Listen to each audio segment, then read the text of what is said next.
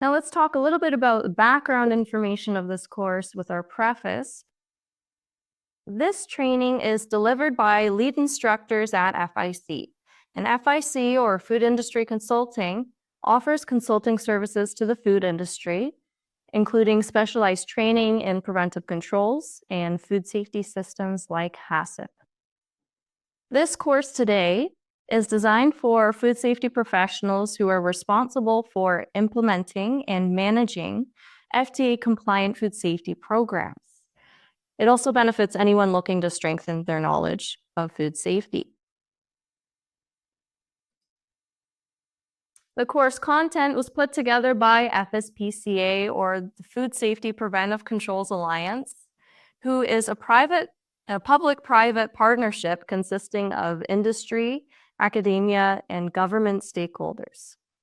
And this was established back in 2011 by a grant funded by the FDA.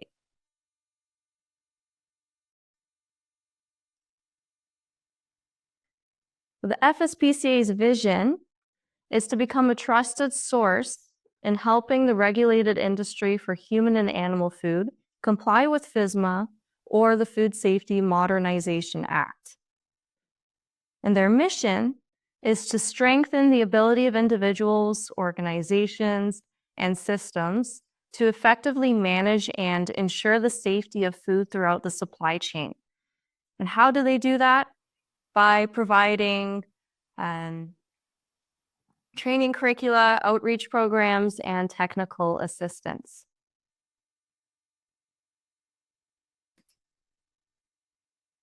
And that includes the training curriculum we're taking now. This was developed by FSPCA and is a standardized curriculum recognized by FDA. And all the slides we go through, all the content is standard. So this course is meant to help the industry understand the requirements of the preventive controls for human food rule under FSMA. Successfully completing it is one way to meet the requirements to become a preventive controls qualified individual, or a PCQI.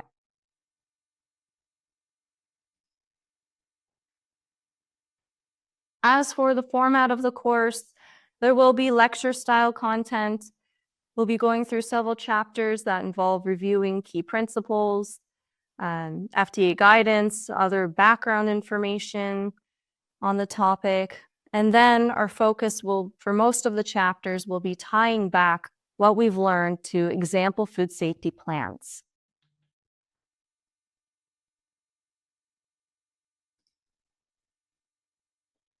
Now, I wanted to make sure everyone is all set with the course materials. It was up to you if you wanted to download these, use them electronically, or print them, whatever works best for you. But regardless, we should have the participant manual and exercise workbook. And now the course manual. This is where we can find all the slides presented for 16 chapters covered in this course. So it's recommended to have the manual open with you if you'd like to follow along. And there will be times where we'll ask you to read through some definitions anyways, the text or some key points. And it can also just be a little bit easier to follow along that way. And just a little note, any slides presented that don't have the FSPCA logo. So for example, this one has the FIC logo. That's not in the manual. So don't get lost if you see a little extra slide in between. Just a few. Appendices. In addition to the 16 chapters covered in the manual, there are also 8 important and useful appendices that we can use when referencing throughout the training. So we'll be familiar with all of these by the end of today. And in the Resource Center, you can find download links to these appendices individually for quick access as well.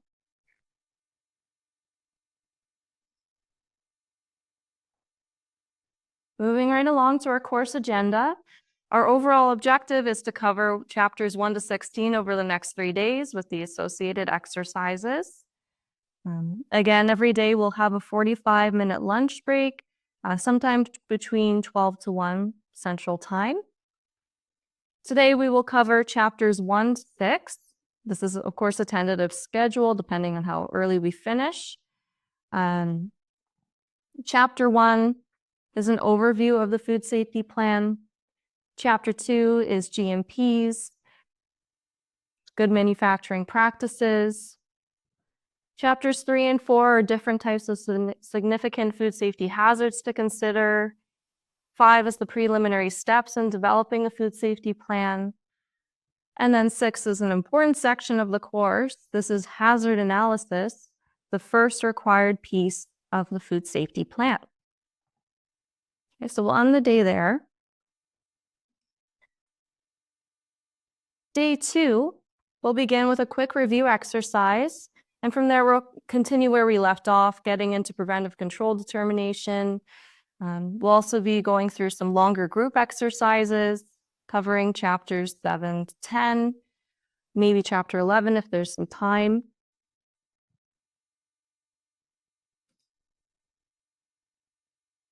Day 3, if we're going to have another review session in the morning and then cover chapters 11 to 16.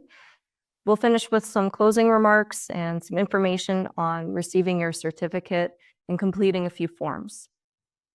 Okay, and this is the disclosure disclaimer for this training, and this can be found at the beginning of your course manual for reference.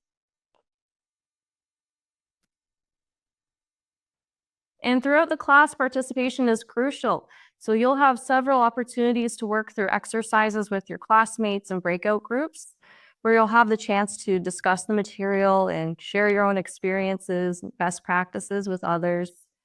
And as we go through the exercises and poll questions, feel free to mark up key points in your manual, the model plan. Don't hesitate to ask us questions as we go through the material.